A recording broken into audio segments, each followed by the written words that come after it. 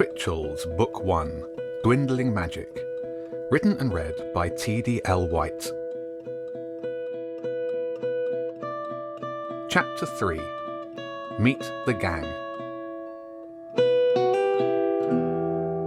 By the time Nick got back to his room in the house, after a third bacon sandwich, he had decided that his time at Twitchell's would be short.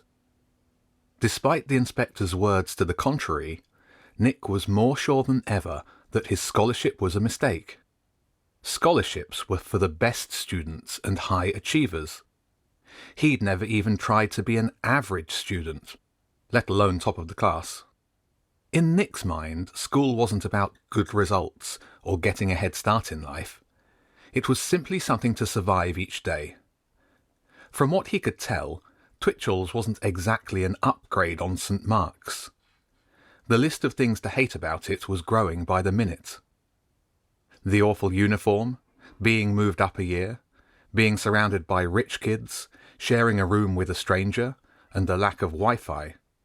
Only 1 hour of Wi-Fi a day. There was no way he could survive on that. Even if he was only here until the end of the week, he would have to find a way around that rule. He checked his phone again, this time holding it near the window in the hope that a few packets of data might squeeze their way through the bars. Nothing. He put the phone back in flight mode and noticed that the other bed had been made. Not neatly like his mum would do. The cover had been moved into roughly the right position. His roommate must have been back while he was eating breakfast. It was harder than he'd thought it would be to get the clip-on tie into place. Thankfully, the room had a little sink in one corner with a mirror above it, and after doing up the top buttons of his shirt, Nick managed to fiddle the tie until it was good enough. The gown went on fine, though.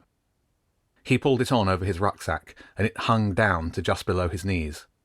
He couldn't resist a quick spin around, letting the gown billow out like a bullfighter's cape. The outer fabric of the gown was grey and dull, but the inner lining was a deep silky purple, cool and delicate against the back of Nick's hands. If he hadn't seen the other students wearing them earlier, he would not have believed gowns were really part of the uniform. He kept his phone in his jacket's inside pocket, making a mental note to check for signal whenever he could during the day, and left the room with 5 minutes to get to assembly in the Great Hall. Once he was out of the male wing of dormitories, he paused, realizing he didn't actually know where the Great Hall was. At that moment, a girl stepped into the corridor ahead of him, and without so much of a glance in his direction, strode off toward the college. She was small and pretty, and her gown, which was much shorter than his, seemed to dance along behind her as she walked. And padding along next to her, rather out of place inside a school, was a mangy-looking mongrel of a dog, with a weird stiff-legged way of walking. Nick kept pace with the unlikely pair, figuring they would be heading to the Great Hall for assembly. By the time they reached the dining hall, there were lots more students about, all moving in the same direction. Soon the girl and dog were hidden among the crowd, which slowly funneled into a big hall filled with rows of plush-cushioned chairs. The hum of excited voices filled the air, though it was more controlled and civil than Nick expected from hundreds of schoolkids on the first day of term. Once he'd almost reached the nearest row of chairs, he hesitated, deciding where to sit. Somebody shoved him hard from behind.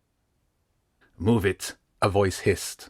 It had a thick Eastern European accent and belonged to a large man-boy with a big blonde-haired head solidly placed on top of a thick neck growing out of broad shoulders.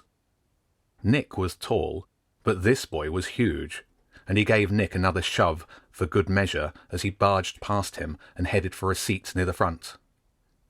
Nick immediately went the opposite way and sat in the first seat he could. He had experience with kids like that at his old school, and knew the best defence was to avoid them at all costs. The Great Hall had a high ceiling, like a sports gym, and dark wood-panelled walls covered with more old portraits. There was a large stage at the front, with a dark red curtain across it, and a professional-looking lighting rig above. There were about 20 rows of seats in front of Nick, and a few behind, so perhaps 1,000 students in total. He craned his head and could see the man-boy in the middle of the front row, a whole head taller than anyone else. While his attention was on the man-boy, Nick felt an odd rasping warmth rubbing against his left hand. He jerked it back under his gown in surprise. "Sorry about that." It was the girl he'd followed, sitting next to him with the dog in her lap.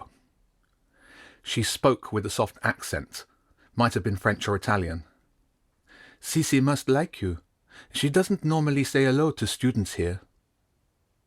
In contrast to the girl's pretty face, the dog, Cece, couldn't have been uglier. It was like no dog that Nick had ever seen, with a dirty grey-brown coat covering most of its body and neck, and a flat face of yellowed fur. Its black, beady eyes stared at him from over a shiny, squashed nose. "Oh," Nick managed. He glanced up at the girl's face, but quickly looked back down at the dog when he saw she was looking right at him. Her eyes were dark, perhaps a little sad, and she must have been wearing red lipstick. "You can give her a stroke if you like," the girl said. "She's quite friendly." There was nothing Nick wanted to do less than touch the ugly dog. On the other hand, he certainly didn't want to look rude in front of the girl, so he cautiously touched the mottled fur on top of the dog's lumpy head. "Good dog," he managed to say before pulling his hand quickly back into the soft security of his gown. The murmurs in the hall began to die down. Only a few whispers remained before the large curtain opened and hushed them. On the stage were 7 chairs filled with 7 teachers. Off to the side, almost hidden in the shadows, stood the inspector, who was now wearing a gown like everybody else. A tall woman appeared next to him, said something to him quietly, then walked to the front of the stage. "Welcome, everybody," she said. "My name is Miss Moden. I'm the head here at Twitchel's, and I welcome you to yet another year of excellence and achievement and fulfilling your potential. Welcome back to those of you that are returning from near and far, and welcome to all the first years who I'm sure are feeling a little nervous now, but I can assure you, you will be feeling like old friends in no time." She seemed to be looking directly at Nick as she spoke. He looked down to see the dog pawing at the folds in his gown. He hoped it didn't have fleas. Then he wondered if there was Wi-Fi in the hall, but figured it was probably not a good time to check. Miss Moden's welcome seemed to go on for hours.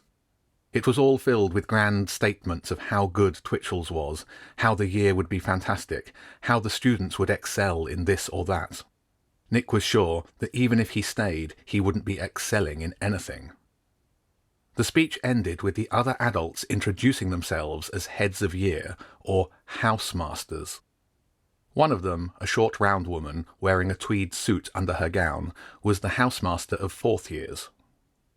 All she had to say was that there would be a warm welcome in the Year 4 base where timetables would be distributed. And then it was over, and everybody started to move. "You're new here, and you're not a first year. What year are you in?" the girl asked him. 9, Nick said before correcting himself. 10, year 10. I mean 4. I'm in year 4. "Great. My name's Elf. I'm a 4th year too. You probably don't know where the year 4 base is. I'll show you." That was fine by Nick, except that now Cece the dog seemed to be enjoying sharpening its claws by running them scratchily down his gown. Did dogs even do that? Wasn't that a cat thing? And how come she had a dog in school? And did she say her name was Elf? Thanks. Elf?" he said. "Yes, let's go." She stood up and Cece sprang to the floor, landing on its back legs before crouching into a more dog-like stance and starting its stiff-legged walk. There was something very wrong with that dog. For the first day of a new year, the 1,000 or so young minds leaving the hall were moving calmly with no screaming at all. At his old school, Nick would have predicted a mini riot would begin if you tasked that many kids with leaving one place through one set of doors. In fact, St. Mark's never had assemblies of more than a few classes at a time to help deal with fights breaking out. While the crowd turned right out of the great hall, The girl, Elf, turned left, back toward the house, and then went straight out of the first fire escape and onto the lawn that Nick had seen earlier. The dog trotted ahead and sprang up onto one of the picnic benches under the big old tree, then looked round and jumped down and started trotting laps of the table. "She needs her exercise," Elf said, breathing deeply, "and I need some fresh air." The September sun had emerged over the edge of the surrounding forest, and for a moment it was summer again. The old stone walls of one of the house's towers shone yellow in the light. The college was all grey metal and glass, stretching out away from the house and away from the trees. Through the glass wall of the corridor, Nick watched the last of the gowned students leaving the hall and heading out to their year bases. No one else was outside. "Hadn't we better go to the Year 10 base?" "You're in a hurry to fulfill your potential?" Elf raised her eyebrows. "What? No," Nick said quickly. "It just seems that everyone follows the rules here, that's all." "Not everyone, and not every rule. Some teachers are stricter than others. The Year 10 housemaster is nice." She produced a small blue plastic device from a fold of her gown. Raising it to her lips, a little red light glowed, and she took a deep breath before exhaling a large, white, cherry-flavoured cloud. "Vape?" She offered it to Nick, more cherry vapour streaming from her red lips as she spoke. Nick shook his head, glancing around in case any teachers were watching them. If you got caught at St. Mark's, vaping would get you isolated for the day and a phone call home. He guessed that Twitchell's punishment would be worse. The girl took another drag on the device, then, to Nick's relief, put it away. She let out one last long cloud of vapour, which began drifting lazily upward into the branches above. The dog stopped running in circles and sprinted awkwardly off across the lawn, disappearing through a gap between two tall hedges and into the forest beyond. A moment later, Cece reappeared, followed by two students who hurried across the lawn. A blonde boy lagged behind a small girl with long dark hair in a ponytail. By the time they reached the picnic bench, the boy was red-faced and sweating, but the girl couldn't have looked more relaxed. "You're late," Elf said. "Did we miss anything?" the boy asked. He used a corner of his gown to wipe a sheen of sweat from his forehead. The dog jumped up into his arms and licked his cheek. "Who's he?" He nodded at Nick. "New fourth year," Elf said. "Staying in the house." "Name?" the boy asked without looking at Nick. Elf shrugged. "You didn't say?" "You two," the new girl said, shaking her head. "So rude." She turned to Nick and smiled. "Sorry about them. It's been a bit of a morning. I'm Jenny, and this is James, and you know Elf and Cece already." Nick looked from Elf to James to Jenny. "I'm Nick," he said. "Surname?" James asked, holding Cece to one side and pulling a notebook out from under his gown.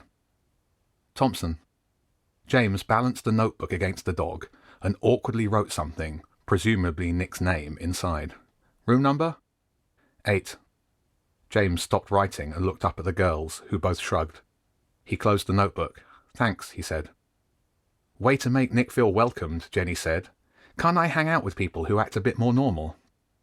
"I offered him my vape," Elf said, a little defensively, "but he didn't accept." "You say that like it's a bad thing," Jenny said. "Shouldn't we all be somewhere else right now?" "Year 10 base," Elf said, "for a warm welcome." "A warm welcome," James said. "I wonder what that is. Hopefully there'll be some snacks." He set off, the dog still in his arms, the girls right behind. Nick, slightly bemused from the exchange, followed them. The Year 10 base was, in fact, a large circular hall filled with musical instruments, some out on stands, some away, piled up in black cases against the walls. There was a low stage in the centre of the hall, upon which a teacher stood, the housemaster, talking with some students. One of them was the hulking man-boy. Nick felt a little twinge of worry. The huge kid was a fourth year? There were about 3 or 4 classfuls of students in the room, most of them clustered into friend groups.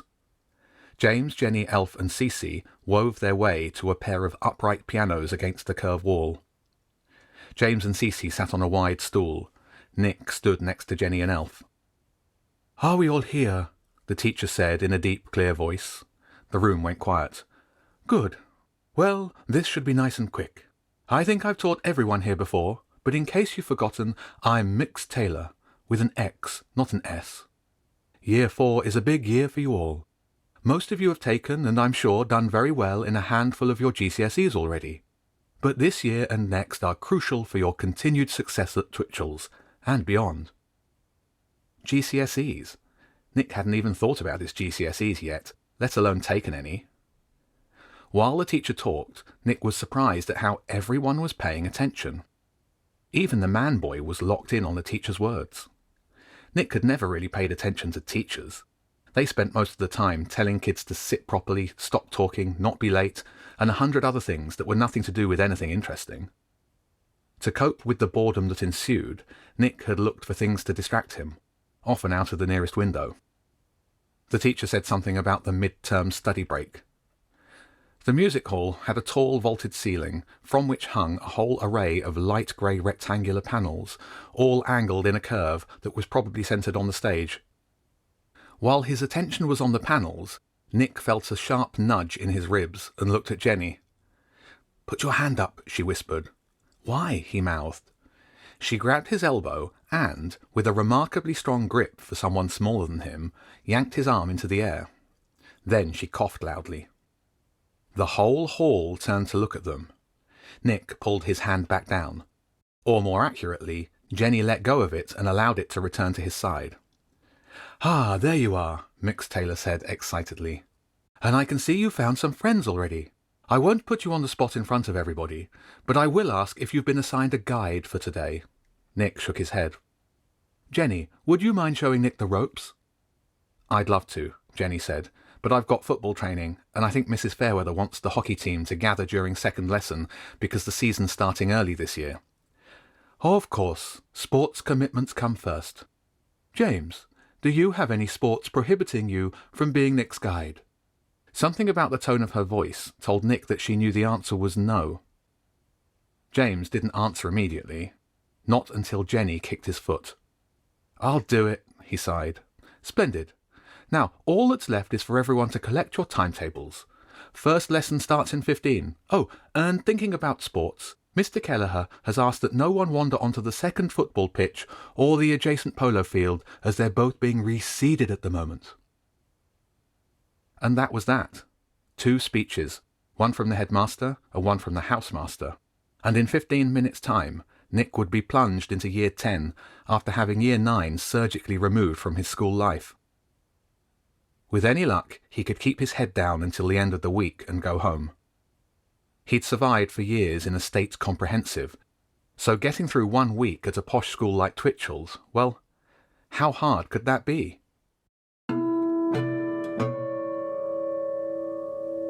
This podcast was brought to you by me, TDL White. I'll be reading a chapter a week until it's complete.